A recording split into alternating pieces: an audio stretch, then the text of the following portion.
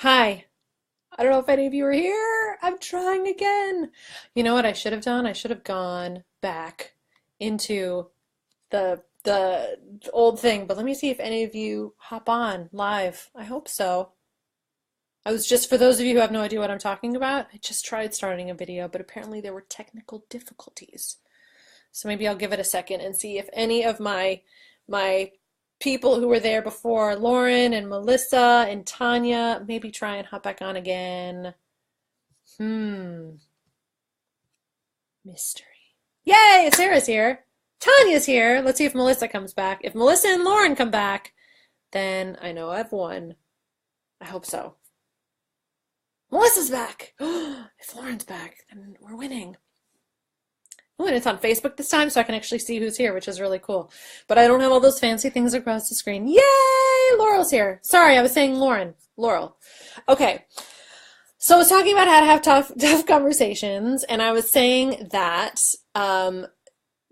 even just describing it as a tough conversation suggests that you are a future teller, that you know exactly how the conversation is going to go. And I was saying that I am the queen of planning conversations. I've spent countless hours talking to myself in my car, pacing around my house, planning for a conversation that I needed to have with someone that I was sure was just going to be a disaster, that was going to go difficult, that was, I planned out everything. Like, first I'm going to say this, and then they're going to say that, and I'm going to say this, right? If you have done that, please raise your hand or like or something, so I just know I'm not alone in that conversation planning maelstrom, tornado. But it brought me comfort, right? It was like, okay, now I know that I'm ready because I've planned it out. So I'm saying all of this from a place that I totally get it. I get what it's like to do that and to think that that's going to make us better prepared for the conversation. At the same time, I've also had plenty of conversations, 100% of which never turn out like I'd planned them. They've never turned out like I've planned them. Maybe the first few lines, right? Maybe my intro has been kind of like I planned it, but then it all just goes wherever it's going to go. Because a conversation doesn't just happen within my head, it happens between two people, and who knows how that other person's going to show up, what they're going to say. And more than that, and this part's really cool, you don't know who you're going to be in that conversation. You don't know. You have no idea what you're going to think. And forgive me if I've said this part before, but I was saying it in the other video. But the other day I was talking about this idea of, are we looking in the direction of where the river is coming from, right? All this new thought around the bend. We have no idea what it's going to be. You don't know what you're going to be thinking in an hour or in a day or in a minute.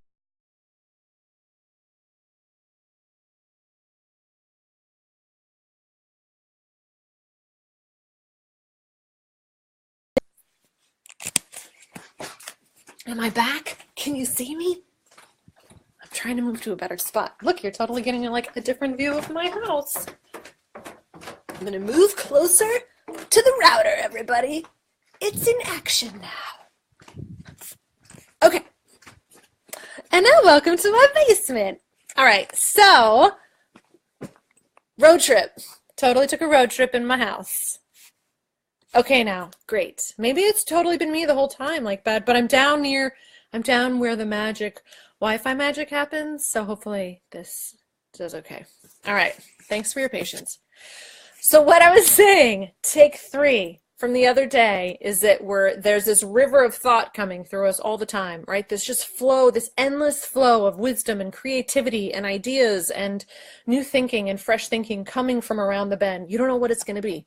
You don't know what you're going to think in a second, in an hour, tomorrow, in a month, and you definitely don't know what you're going to be thinking when you're in this conversation that you're planning. So, uh, so at the same time, there's this lake, right? All of your old thinking based on past experience lives in this lake that's downriver.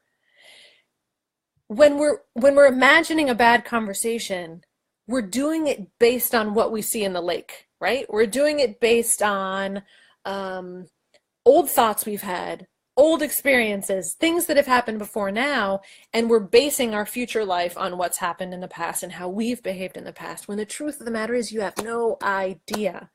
So when it comes just to the question of how to have tough conversations, it's more, how do you just best show up for any conversation? And the way that I see it is that the way to best show up for a conversation, for a presentation, for a talk, something like this, right, is to, as much as possible, keep your thinking settled and to not give in to this belief that the way you're going to be best prepared is by thinking about it a ton. I don't have my whiteboard now because I changed locations and relocated in my house, but weeks ago, I drew the cross section of the ocean, right? And the waves are on top. That's where all of our crazy agitated thinking happens. Thanks for the likes and the hearts. Ooh, and the anger and the crying. What's happening? And the surprises? So many different emotions happening. I hope I'm coming through. Can people even hear me anymore? I hope you can. A few minutes ago, Sarah said, "This is the best thing I've ever seen. Lessons in going with the flow." But hopefully you can still hear me and I haven't like died out and I'm not frozen on your screen like a robot. What was I saying? Oh shoot, I totally lost my train of thought. Awesome. Thanks, Laura. Thanks. Um, okay, so I drew this profile of the ocean, right? And all of our everyday chitter chatter thinking is at the top in the waves. And all of our wisdom, that flow, all of that fresh thinking is coming up from the bottom. And when it comes to, again, conversations, presentations, talks, things where you actually don't really know how it's going to turn out, the best place to hang out is in that middle section, in the abyss, where it's just quiet and calm, and to trust that when you're in the moment, you're going to be able to tap into that creativity, to that wise self, to that centered self that's going to know exactly what to say in any moment. I'm curious what you're hearing. I'm so wishing we were all in little faces and I could hear thoughts just coming through. So please share in the comments just what you're hearing about this and if it's helping, Tanya, because I know this is something that you're thinking about. So is this making sense? Is it landing? Are there other questions coming up? I know it's not an easy fix. Like, I know it sounds so simple, and it is simple, that I'm kind of telling you to trust yourself.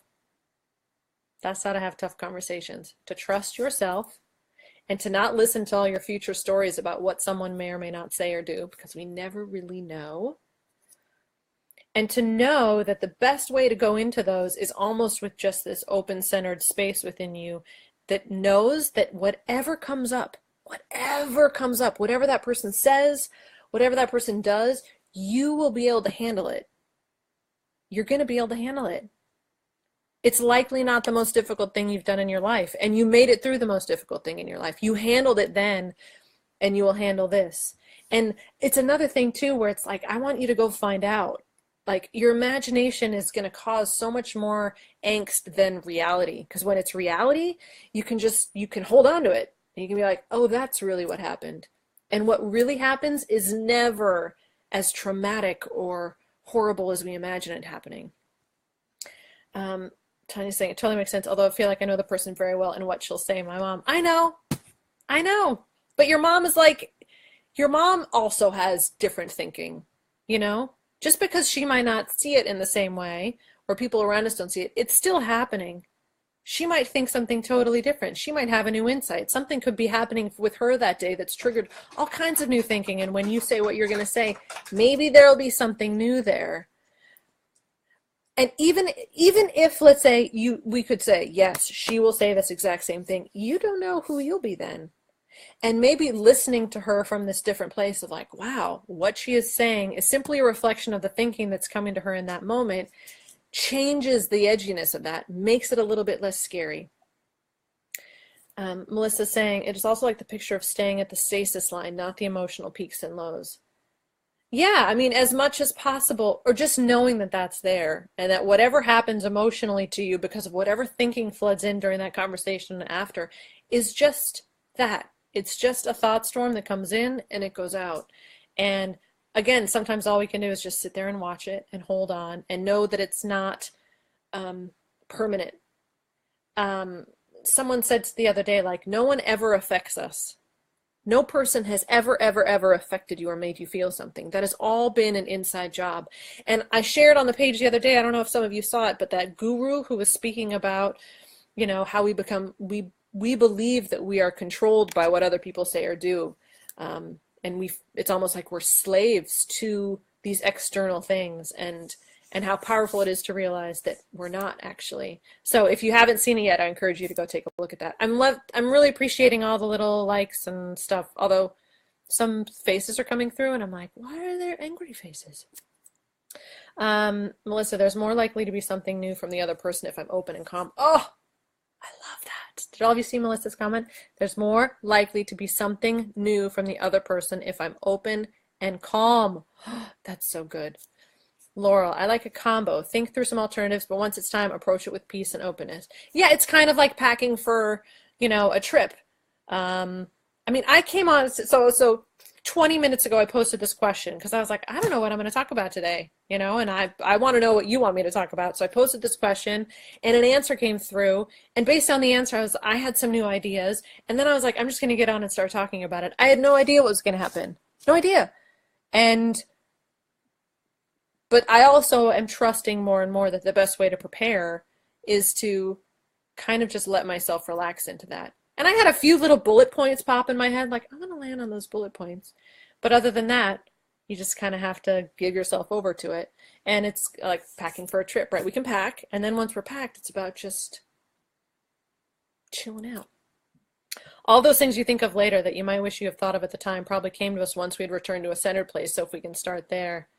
My broadcast is really jumpy and skipping parts. I'm sorry about the connection. I hope that some of you at least have been able to hear most things. Am I even talking to anyone anymore? I'm sorry if it's my end. It's the internet's botching us up today. Well, how about this? I will, it sounds to me like trust is key. Trusting what, Tanya? What is it you're trying to trust? Because I didn't say that, you said that. Stick with it. What's coming up for you? And listen, for those of you who are here, who have been like watching and have questions coming up, trusting yourself, please, I posted earlier today, and I'll leave it up there. If you're willing to go on there, I asked this question, like, when it comes to this kind of stuff, I'd love your answer. I wish I knew how to blank. And that's where today's idea came from. And I would love your answer to that. You can either put it on that thread or you can share it in the comments here. And I'll do the next few videos based on your questions and what you're thinking through. To trust myself to handle whatever comes up during the conversation. That's all we can do. That's all that's in your control, Tanya. I heard this great thing when someone was talking about having kids, about, you know, this question of like, should I have kids or should I not have kids? Am I going to like it? Is this going to be good? Is it going to be great? Trying to plan the future, right? And figure it out and know the answers to the future. And the best answer that I saw come through to that was, do you want to find out who you are when you have kids? Because that's something you can know definitively, yes or no. And Tanya, this is perfect. Your answer is like, do you trust yourself to handle whatever comes up during the conversation? And also, do you want to find out who you are when that happens? Because that's where we grow. That's where we discover. That's where we uncover new insight and new things about ourselves. And Laurel, you just speaking about all the new stuff that comes up afterwards. That's right, because it's couched. Suddenly it's real. It's no longer imagined. Like we have a conversation, a context, words to kind of plug into the system and see what comes up. Awesome. You're awesome. You're all awesome. Thanks for being here live today. Thanks for dealing with the tech stuff. Hopefully that doesn't happen tomorrow. My time is all over the place these days because I'm with my kids and we have stuff planned, but I will be hopping on for the next 3 days for sure. And I would love your questions because I would love to just serve you in the best way that I can. And the best way to do that is to not have any idea what it is you need to hear most, but to find out from you what would serve you the best. So send me messages if you want, leave comments here, or follow up on the thread I started this morning, just asking you like, what's that thing? How do I blank? I would love to know.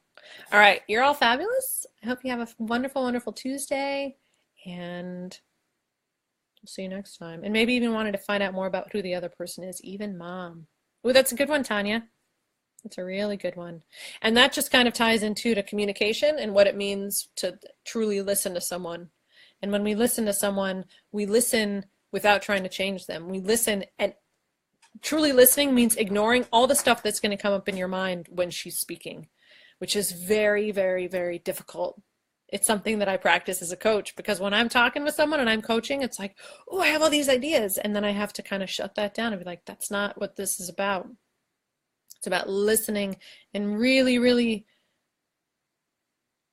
exploring what that other person's thinking, and realizing that all the stuff they're sharing is just thought coming in. And maybe it's thought from their lake, thoughts they've had for a really long time. Maybe there's some new thoughts that could come in. But holding space for that to happen kind of builds that connection with the person that you're speaking with. So thanks for sharing that, Melissa. All right. Thanks again, guys. You're wonderful. And I will hear from and talk to all of you again soon.